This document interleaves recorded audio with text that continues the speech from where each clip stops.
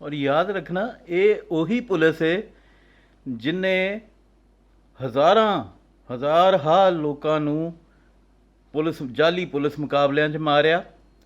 ਇਹ ਉਹੀ ਪੁਲਿਸ ਹੈ ਜਿਹੜੇ ਇਸਲਾਮਾਬਾਦ ਤੋਂ ਕੁੜੀ ਮੁੰਡਾ ਆ ਰਹੇ ਸਨ, ਉਹ ਪੜ੍ਹੀ ਲਿਖੀ ਫੈਮਿਲੀ ਦੇ, ਉਹਨੂੰ ਪਿੱਛੋਂ ਉਹ ਇਸ਼ਾਰਾ ਨਹੀਂ ਉਹਨੇ ਦੇਖਿਆ ਰੋਕਣ ਦਾ ਇਹਨਾਂ ਦਾ, ਅਤੇ ਉਹਨੇ ਉਹਨੂੰ ਪਿੱਛੋਂ ਗੋਲੀ ਮਾਰੀ ਅਤੇ ਉਹਦੇ ਸਿਰ 'ਚ ਲੱਗੀ ਮੁੰਡੇ ਦੇ, ਔਰ ਮੁੰਡਾ ਮਰ ਗਿਆ ਔਰ ਉਹ ਕੁੜੀ ਬਚ ਗਈ। ਇਹ ਉਹੀ ਪੁਲਿਸ ਹੈ ਜਿਹਨੇ ਸਾਹੀਵਾਲ 'ਚ ਵੀ ਉਹ CTD ਵਾਲਿਆਂ ਬੰਦੇ ਮਾਰੇ ਅਤੇ ਉਹ ਰਿਹਾ ਹੋ ਗਿਆ ਸਾਰੇ ਮੁਜਰਮ। ਇਹ ਅਦਲੀਆ ਵੀ ਉਹੀ ਹੈ, ਪੁਲਿਸ ਵੀ ਉਹੀ ਹੈ।